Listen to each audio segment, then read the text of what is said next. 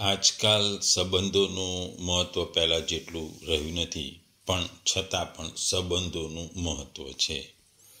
સંબંધ નાનો મોટો એ મહત્ત્વ નથી. સંબંધ તમારો નાનો પણ જો હીરા જેવો હોય જે આપણા માટે કિંમતી અને અમૂલ્ય હોય, એ નાનો હીરો પણ કેવો કિંમતી અને અમૂલ્ય હોય છે. ભગવદ્ ગીતા અધ્યાય 6 ધ્યાન યોગ શ્લોક 8. જ્ઞાન વિજ્ઞાન તૃપ્તં કુટસ્થો વિજિતેન્દ્રિય યુક્ત ઇતિ યુચ્યતે યોગી સમાલોસ્ત્ર અસ્મા કંચન.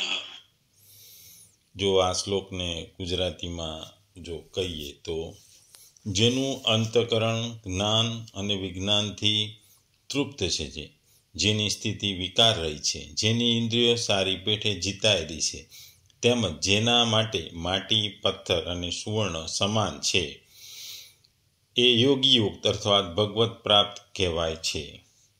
બીજા શબ્દોમાં, યોગી કે જે જ્ઞાન અને વિવેક બુદ્ધિથી તૃપ્ત થયેલા છે અને જેણે ઇન્દ્રિયો પર વિજય પ્રાપ્ત કર્યો છે, તેઓ સર્વે સંજોગોમાં અવિચલિત રહે છે અને તેઓ સર્વ પદાર્થો, ધૂળ, પથરા કે સુવર્ણને એક સમાન જુએ છે.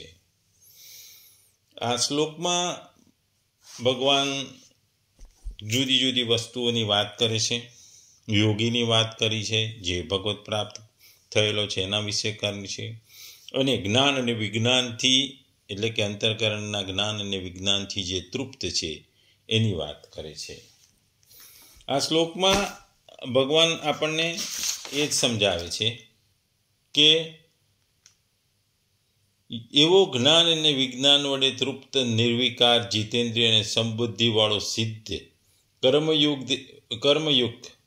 કર્મયોગીયુક્ત અર્થાત યોગારૂઢ કે સમતામાં સ્થિત છે એવું કહેવાય. આગલા શ્લોકોમાં ભગવાને આપણને મન, ઇન્દ્રિયો સહિત શરીરને વશ કરવાનું ફળ પરમાત્માની પ્રાપ્તિ છે એમ બતાવવામાં આવ્યું. પરમાત્માને પામી ગયેલા મનુષ્યના લક્ષણો જાણવાની ઈચ્છા થતી, એ હવે આ 2 શ્લોકોમાં, એ 8મા અને 9મા શ્લોકમાં કહે છે. અહીં જ્ઞાન અને વિજ્ઞાન શબ્દ વાપર્યો છે. જ્ઞાન અને વિજ્ઞાનનો શબ્દ લોકો જુદી જુદી રીતે લે છે. જ્ઞાન એટલે કે સમજ છે, સૈદ્ધાંતિક સમજ છે, વાંચન છે, શ્રવણ છે, અને ગુરુ દ્વારા મળેલું એ જ્ઞાન કહેવાય છે. જે વિજ્ઞાનને જ્ઞાનની અનુભૂતિ કહે છે, અંતરની જાગૃતિ કહે છે. ઘણા લોકો જ્ઞાન એટલે પરોક્ષ જ્ઞાન અથવા શાસ્ત્રનું તત્વજ્ઞાન, વિજ્ઞાન એટલે વિશેષ જ્ઞાન અથવા પરોક્ષ જ્ઞાન, આધ્યાત્મિક અનુભવ, આત્મ સાક્ષાત્કાર દ્વારા મેળવેલું આત્માનું પ્રત્યક્ષ જ્ઞાન. અહીં ભગવાન જ્ઞાન અને વિજ્ઞાનની વાત કરતા કહે છે કે પરમાત્માના નિર્ગુણ નિરાકાર તત્વના પ્રભાવ અને મહાત્મ્ય વગેરેના રહસ્ય સહિત યથાર્થ જ્ઞાનને જ્ઞાન તથા સગુણ નિરાકાર તેમજ સાકાર તત્વોની લીલા, રહસ્ય, મહત્વ, ગુણ, પ્રભાવ વગેરેના યથાર્થ જ્ઞાનને વિજ્ઞાન કહે છે. જે મનુષ્યને પરમાત્માના નિર્ગુણ, સગુણ, નિરાકાર, સાકાર તત્વોનું સમ્યક રીતે જ્ઞાન થયેલું છે, જેનું અંતઃકરણ ઉપુક બંને તત્વોમાં યથાર્થ જ્ઞાનથી સમ્યક રીતે તૃપ્ત થઈ ગયું છે, જેનામાં હવે કશું પણ જાણવાની ઈચ્છા બાકી રહી નથી, તે જ્ઞાન વિજ્ઞાન તૃપ્તાત્મા છે એવું અહીં ભગવાનનું કહેવું છે. આપણે જોઈએ છે કે જ્ઞાન વિજ્ઞાનની વાતો થાય છે. આપણે જોઈએ કે રાંધવાની વસ્તુ છે. રાંધવાની વસ્તુ જો રાંધીએ, આપણે કોઈ ચોપડીમાં રાંધવાની રીત આપી હોય તે પ્રમાણે આપણે રાંધીએ તો એ રાંધવાનું બને ખરું, પણ એનો પ્રેક્ટિકલ અભ્યાસ વગર એ રાંધવાનું સારું બને નહીં. કારણ કે બનાવવા માટે ચોપડી વાંચવાની સાથે સાથે એનો પ્રેક્ટિકલ અભ્યાસ કે એની પ્રેક્ટિકલ અભ્યાસની ખૂબ જ જરૂર છે, અને એના વગર તમે સારું રાંધી શકો નહીં. બીજું આગળ શબ્દ કુટસ્થ વાપર્યો છે. સોનીઓ અને લુહારોને ત્યાં લોઢાની એરણ હોય છે, જેને કૂટ કહે છે. તેના પર સોનું, ચાંદી, લોઢું વગેરે મૂકી હથોડાથી ટીપવામાં આવે છે. ટીપતી વખતે એરણ પર વારંવાર ખૂબ જ ઘેરા અને સખત ઘા પડે છે, તો પણ તે હાલતું નથી, ડોલતું નથી અને અચળ રહેશે. તે જ પ્રમાણે મનુષ્ય વિવિધ પ્રકારના મોટામાં મોટા દુઃખો આવી પડે તો પણ લગીરે વિચલિત થતો નથી, અને જેના અંતઃકરણમાં જણા પણ વિકાર ઉત્પન્ન થતો નથી અને જે હંમેશા અચળ ભાવથી પરમાત્માના સ્વરૂપમાં સ્થિત રહે છે, તેને અહીં કુટસ્થ કહેવામાં આવ્યો છે. બીજું આગળ ભગવાને શબ્દ વાપર્યો છે વિજેતેન્દ્રિય. એનો અર્થ એ છે કે સંસારના બધા જ વિષયોનો માયામય અને ક્ષણિક સમજી લેવાને કારણે જેની કોઈ પણ વિષયમાં જરા પણ આસક્તિ રહી નથી, તેથી ઇન્દ્રિયો વિષયમાં કોઈ પણ રસ નહીં પામીને તે વિષયોમાંથી નિવૃત્ત થઈ ગઈ છે, અને લોકસંગ્રહ માટે તે પોતાની ઈચ્છા પ્રમાણે તે ઇન્દ્રિયોને યથાયોગ્ય જ્યાં પણ જરૂર હોય ત્યાં લગાડે છે અને ત્યાં જ લાગેલી રહે છે. આવી નિવૃત્ત ઇન્દ્રિયોને સ્વચ્છંદ બનીને ક્યાંય જતી નથી, તેથી તે મનુષ્ય મનમાં કોઈપણ પ્રકારનો ક્ષોભ ઉત્પન્ન કરતી નથી. આ પ્રમાણે જેને ઇન્દ્રિયોને પોતાને આધીન કરી દીધી છે એવા મનુષ્ય માટે વિજેતેન્દ્રિય, કે જેણે ઇન્દ્રિયો સારી પીઠે જીતેલી છે, એવું કીધું છે.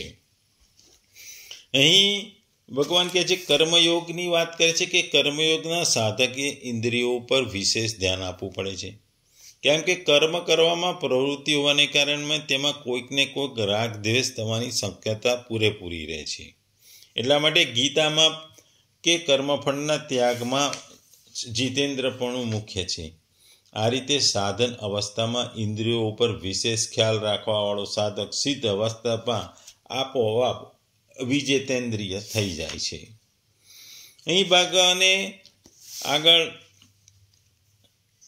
કીધું છે કે સમલોષ્ટામ કાંચનમ, જે માટી, પથ્થર અને સુવર્ણ આ ત્રણ વસ્તુની વાત કરી છે. આપણે જોઈએ છે કે લોષ્ટ નામનું માટીના ઢેફાનું છે, અશ્મ નામ પથ્થરનું છે અને કાંચન નામ સોનાનું છે. આ બધામાં સિદ્ધ કર્મયોગી સમાન રહે છે. સમાન રહેવાનો અર્થ એ નથી કે તે મોટું માટીનું ઢેફું, પથ્થર કે સોનામાં ડિફરન્સ શું છે, એ કેવી રીતે અલગ પડે છે એનું જ્ઞાન નથી. તેને એ ઢેફું છે, એ પથ્થર છે, એ સોનું છે એવું જ્ઞાન છે, પણ તેનો વ્યવહાર પણ તેને અનુરૂપ જ થવો જોઈએ તેવો થાય છે. અર્થાત તે સોનાને તિજોરીમાં સુરક્ષિત રાખે છે અને ઢેફા તપા પથ્થરને બહાર જ પડ્યા રહે છે. એવું છતાં પણ સોનું ચાલ્યું જાય, ધન ચાલ્યું જાય તો પણ તેના મન પર કોઈ અસર થતી નથી. અર્થાત તેમાં આવવા જવાની, સુધરવા બગડવાની કોઈ પણ વસ્તુથી તેને કોઈ હર્ષ કે શોક થતો નથી. આને જ તેનું સમાન રહેવું કહેવાય. તેના માટે જેવી રીતે પથ્થર છે, જેવી રીતે માટી છે, એવી રીતે સોનું છે. જેવી રીતે સોનું છે તેવી જ રીતે માટી છે અને તેવી જ રીતે પથ્થર છે. એ ટૂંકમાં ભગવાન આ શ્લોકમાં કહે છે કે માટી, પથ્થર અને સોનું વગેરે તમામ પદાર્થોમાં પરમાત્મા બુદ્ધ થઈ જવાને કારણે જેના માટે આ ત્રણ સમ થઈ ગયા છે. જે અજ્ઞાનીઓની જેમ સુવર્ણમાં આસક્ત થતા નથી અને માટી, પથ્થર વગેરેનો દ્વેષ કરતા નથી, એટલે બધા માટે એ સમાન છે. માટી પણ જૂના જમાનામાં ઘણી જગ્યાએ મકાન બનાવવામાં કામમાં આવતું હતું, વાસણ ઘસવામાં કામમાં આવતું. પથ્થર આપણે જે પથ્થરનું મકાન બનાવવામાં આવે છે, પથ્થરની મૂર્તિઓ બનાવે છે, પથ્થરના ટેરેસા, અને સોનું ખૂબ જ કિંમતી સાધન છે. દરેકની ઉપયોગિતા અલગ અલગ છે, દરેકની કિંમત પણ અલગ છે. માટી સસ્તી છે, પથ્થર એનાથી થોડા મોંઘા છે, અને સોનું ખૂબ જ મોંઘું છે. આ ત્રણેયની કિંમતો અલગ છે, એમના ફંક્શન પણ અલગ છે, એમનો ઉપયોગ પણ અલગ છે. છતાં આ કિંમતને સાપેક્ષમાં થઈ આને સમરે છે કે આ ત્રણેય વસ્તુ હોય કે ના હોય, ત્રણેય માટે સરખો વ્યવહાર રહે છે. આ યોગી માટે, કે જે યોગી છે, જે ભગવત પ્રાપ્ત છે, એના માટે આ ત્રણ વસ્તુ એની પાસે હોય કે એને ગુમાવી દે તો એને કોઈ અસર નથી, એની કોઈ કિંમત હોતી નથી. એ કહેવાનો અર્થ આ શ્લોકમાં છે. ભગવાન આગળ કહે છે કે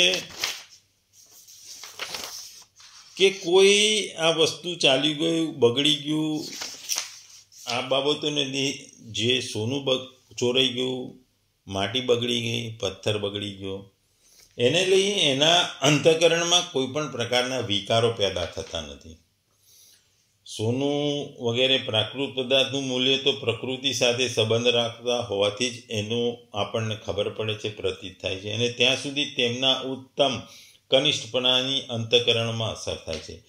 પરંતુ વાસ્તવિક બોધ થઈ જતાં જ્યારે પ્રકૃતિ સાથે સંબંધ વિચ્છેદ થઈ જાય ત્યારે અંતઃકરણમાં ભૌતિક પદાર્થોનું કોઈ મૂલ્ય રહેતું નથી. અર્થાત ઉત્તમ કનિષ્ઠ બધા પદાર્થો તેનો સમભાવ થઈ જાય છે, પદાર્થોમાં સમભાવ થઈ જાય છે. સાર એ છે કે તેની દ્રષ્ટિ પદાર્થોના ઉત્પન્ન અને નષ્ટ થવાવાળા સ્વભાવ ઉપર રહે છે. અર્થાત તેની દ્રષ્ટિમાં આ પ્રાકૃત પદાર્થોના ઉત્પન્ન અને નષ્ટ થવામાં એના માટે કોઈ ફરક પડતો નથી, એના ઉપર કોઈ અસર થતી નથી. સોનું ઉત્પન્ન અને નષ્ટ થાય છે, પથ્થર પણ ઉત્પન્ન ને નષ્ટ થાય છે, ઢેફું પણ ઉત્પન્ન ને નષ્ટ થાય છે. તેની એ અનિત્યતા ઉપર દ્રષ્ટિ રહેવાથી તેને સોનું, પથ્થર અને ઢેફા તત્વથી કોઈ ફરક નથી દેખાતો. આ ત્રણેય નામો એટલા માટે લીધા છે કે તેમની સાથે વ્યવહાર તો યથાયોગ્ય થવો જોઈએ. યથાયોગ્ય કરવો ઉચિત છે, તે યોગ્ય વ્યવહાર કરે પણ છે, પરંતુ તેની દ્રષ્ટિ તેમના વિનાશીલપણા ઉપર રહે છે. તેઓ જે પરમાત્મા તત્વ એક સમાન પરિપૂર્ણ છે તે પરમાત્મા તત્વની સ્વતઃસિદ્ધ ક્ષમતા તેનામાં રહે છે. ટૂંકમાં આ શ્લોકમાં ભગવાન આપણને જે કર્મયોગની વ્યાખ્યા છે એને આગળ ધપાવતા અને ધ્યાન યોગ તરફ જેમ લઈ જાય છે તેમ યોગી માટેની વ્યાખ્યા કહે છે. સમ રહેવું, ધ્યાનમાં રહેવું, એ ધ્યાનમાંથી સમાધિ તરફ જવા માટે ધ્યાનની ખૂબ જ જરૂરી છે, અને ધ્યાન માટે યોગી બનવું પણ જરૂરી છે. કોઈ વસ્તુથી આકર્ષાવું નહીં, કોઈ વસ્તુના જવાથી રડવું નહીં, અને કોઈ પણ વસ્તુ કિંમતી હોય કે ખરાબ હોય કે સારી હોય, સસ્તી હોય કે કિંમતી હોય, પણ એના માટે એના પ્રત્યે સમભાવ હોય, એના પ્રત્યે કોઈ આકર્ષણ ના હોય. ભગવાન એ જ કહે છે, જ્ઞાન જે યોગી જ્ઞાન અને વિજ્ઞાનથી તૃપ્ત છે, જે તટસ્થ છે, જે જીતેન્દ્રિય છે, જેને મન માટીનું ઢેફું હોય કે પથ્થર તથા સોનું એક સરખું છે, એક સમાન છે, તે યુક્ત નિર્વિકલ્પ સમાધિ મેળવી છે એમ કહેવાય. એટલે એ છેલ્લા સ્ટેજ સુધી પહોંચી ગયો છે, ભગવત પ્રાપ્તિ થઈ ચૂકી છે, એ મોક્ષને પામી ચૂક્યો છે એવું પણ કહેવાય. આપણે જોઈએ છે કે કોઈ પણ વસ્તુમાં જ્ઞાન અને વિજ્ઞાનનું મહત્વ છે. જ્ઞાન જરૂરી છે, જ્ઞાન વાંચવાથી પણ મળે છે, અને જ્ઞાન ગુરુ દ્વારા પણ મળે છે. જ્ઞાન મનુષ્ય માટે ખૂબ જ અગત્યનું છે, અને વિજ્ઞાન જે આ જ્ઞાનનો આપણે જે અભ્યાસ કરીએ છીએ, જે પ્રાકૃતિક અભ્યાસ કરીએ છીએ, જે જ્ઞાન હોય છે એનો ઉપયોગ કરીએ છીએ, જ્ઞાનની અનુભૂતિ કરીએ છીએ, જે આંતરિક એની જાગૃતિ છે એને જોઈએ છે, એ સ્વરૂપ એનું જોઈએ છે, એનું જ્ઞાનનું સ્વરૂપ ધારણ શું થાય છે એ છે વિજ્ઞાન છે. એટલે જ્ઞાન અને વિજ્ઞાન બંનેનું મહત્વ છે, બંને વગર સંસાર ચાલે નહીં. એટલા માટે ભગવાન અહીં આપણને કહે છે કે પરમ સત્યના સાક્ષાત્કાર વિનાનું પુસ્તકીય જ્ઞાન નિરુપયોગી છે.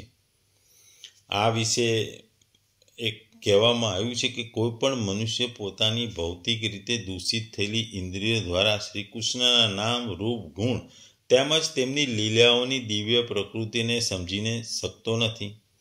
ભગવાનની દિવ્ય સેવા દ્વારા આધ્યાત્મિક રીતે સંતૃપ્ત થયા પછી તે ભગવાનના દિવ્ય નામ, રૂપ, ગુણ તથા લીલાઓને સમજી શકે છે.